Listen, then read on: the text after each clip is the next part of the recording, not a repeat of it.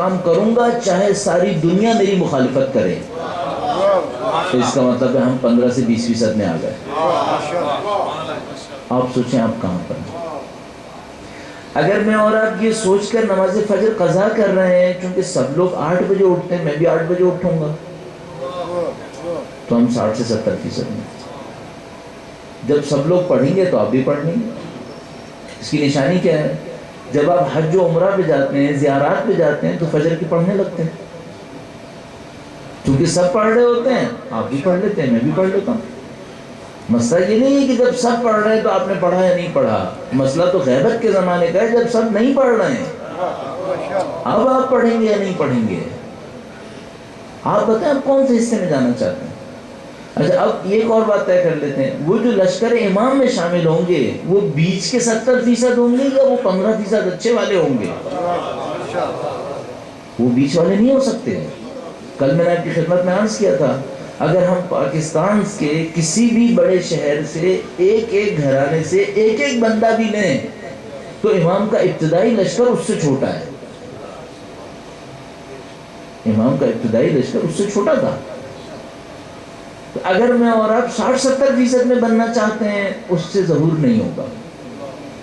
اس سے ظہور نہیں ہوگا کیونکہ اوپر والے گندے ہوئے یہ گندے رہ جائیں گے، اوپر والے بگڑے ہوئے تو یہ بگڑے رہ جائیں گے، اوپر والے اچھے ہوئے اچھے ہو جائیں گے. اس کا مطلب ہے یہ 60-70% لوگ اس وقت کب آئیں گے جب ظہور ہو چکا ہوگا.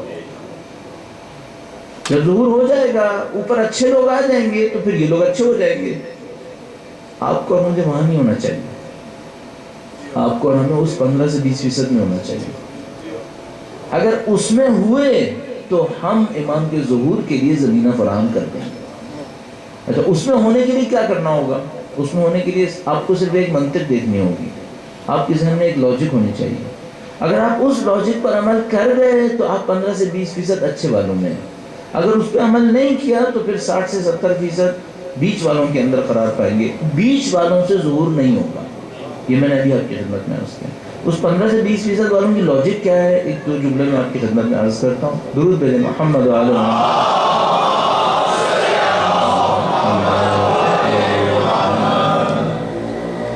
وہ جو 15 سے 20% لوگ ہیں ان کی ایک سادہ سی لاجک ہے اور وہ یہ ہے کہ اگر یہ کام اچھا ہے تو میں کروں گا، بس.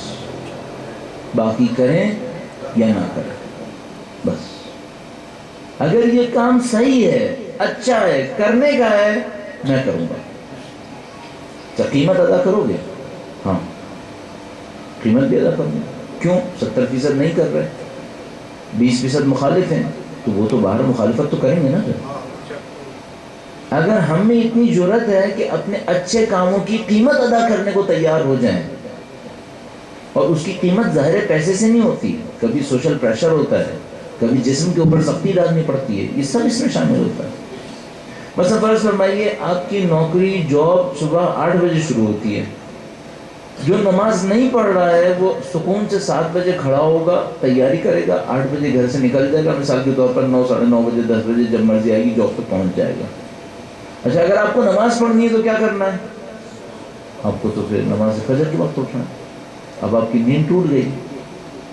اب آپ دوبارہ سوئیں تب بھی نقصان ہے، نہ سوئیں تب بھی نقصان ہے. دن بھر تو سو نہیں پائیں گے کیونکہ آپ کو جاب پہ جانا ہے. اب آپ کو یہ قیمت ہے جو پے کرنی ہے. اگر آپ 60 سے 70% میں ہیں آپ یہ قیمت پے نہیں کریں گے، کہیں گے بھائی میں نہیں اٹھ سکتا. اگر اللہ کو مجھ سے نماز پڑھانی ہے تو ایک ایسی جگہ بھیج دے جہاں یہ مشکل پیش نہ آئے، آپ یہ کہہ دیں گے. لیکن اگر آپ 15 سے 20% میں ہوئے تو آپ یہ کہیں گے کہ میں اچھا کروں گا چاہے دنیا مقابلہ کرے چاہے میرا ساتھ دے، اور قیمت بھی ادا کروں گا. یہ قیمت ہے، قیمت ادا کروں گا. اب آپ طے کر لیں یہاں پر ہم کہاں پر ہیں. اب میں آپ کی خدمت میں عرض کروں گا، ہم اس 15 سے 20% تک پہنچنے کی خواہش میں زندگی گزار رہے ہیں، لیکن اس تک پہنچنے کے لیے جو قیمت اور حوصلے کی ضرورت ہے وہ ہم ادا نہیں کرنا چاہ رہے. اچھا یہ قانون علت اور اسباب کی خلاف ہے کہ ہم قیمت ادا نہ کریں اور وہ مقام حاصل کرنے جو نصیب میں ہے. چھوٹا سا ایک واقعہ آپ کی خدمت میں عرض کرتا ہوں. درود بھیجے گا محمد و آل محمد.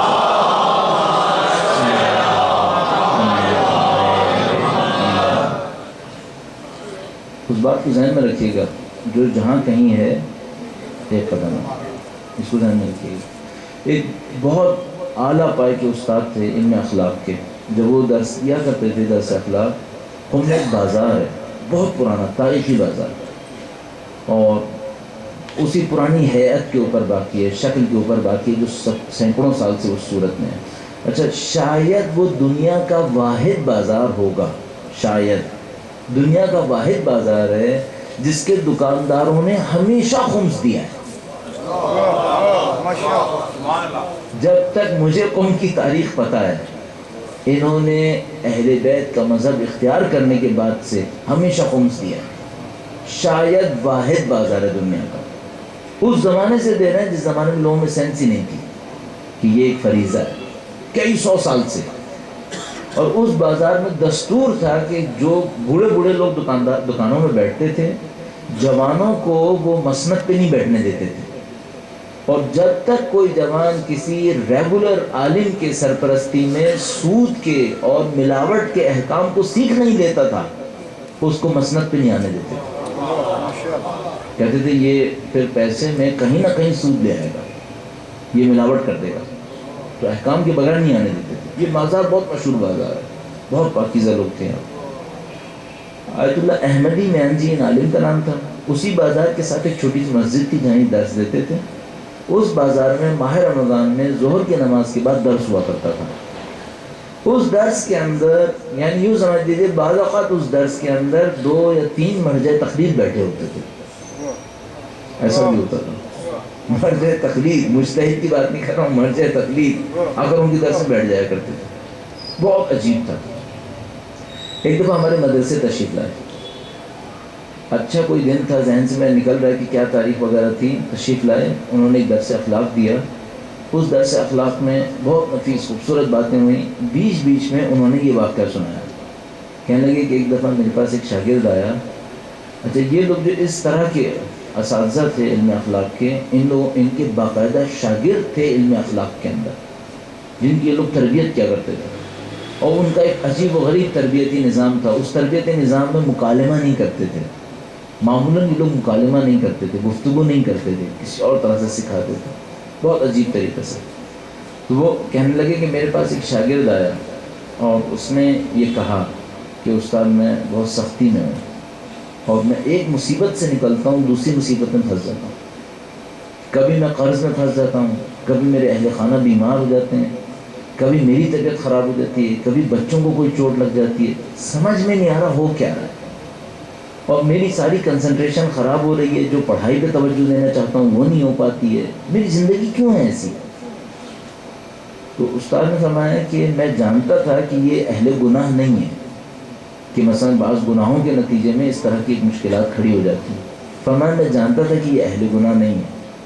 تو کہنے کہ میں نے اس سے کہا کہ یہ بتاؤ کہ تم آج کل کون کون سی دعائیں پڑھ رہے ہو، کیونکہ بعض دعاؤں کے کچھ اثرات ہوتے ہیں، پتہ نہیں کون کون سی دعائیں پڑھ رہا ہو. تو کہنے لگا، اس نے کہا کہ آپ جو ذکر ورد بتاتے ہیں اس سے زیادہ نہیں کرتا، جو آپ کہتے ہیں اسی پہ رہتا ہوں. فرمایا اس میں تو یہ اثر نہیں ہونا چاہیے. اس کے بعد کہا کہ ٹھیک ہے، یہ بتاؤ جو تم دعائیں مانگتے ہو نماز کے بعد، کسی عبادت کے بعد، وہ دعائیں کون کون سی مانگتے ہو؟ تو اس نے بتایا کہ میں یہ دعا مانگتا ہوں، یہ دعا مانگتا ہوں. بیچ میں اس نے کہا میں خدا سے دعائیں مانگنے میں، جیسے ہم لوگ مجلس کے بعد دعائیں مانگتے ہیں، اس نے کہا میں یہ دعائیں مانگتا ہوں. ان دعاؤں کے بیچ میں آیا کہ خدایا مجھے اصحاب امیر المومنین میں قرار فرما. استاد نے کہا کہ بندہ خدا، تم جس مقام میں طلب کر رہے ہو اس مقام میں یہ پہلا مرحلہ بھی نہیں ہے، یہ تو پہلا مرحلہ بھی نہیں ہے. ابھی تو کچھ ہوا ہی نہیں ہے، ابھی کچھ نہیں ہوا ہے. اس سے آگے بہت کچھ دیکھو گے. یا تو یہ دعا چھوڑ دو، یا ان سختیوں کو جھیلنا اپنی زندگی بنا لو. دو میں سے کوئی ایک راستہ ہے. اچھا، میں سوچتا ہوں کہ ہم لوگ دعائیں کرتے ہیں کہ خدایا ہمیں اور ہماری اولادوں کو اہل بیت کی جانثاروں میں قرار فرما، ان کے آوان و انصار میں قرار فرما. دو میں سے کوئی ایک چیز ہے. یا یہ دعا قبولیت کے درجے پہ نہیں پہنچتی، اگر پہنچی تو مشکلات آئیں گی.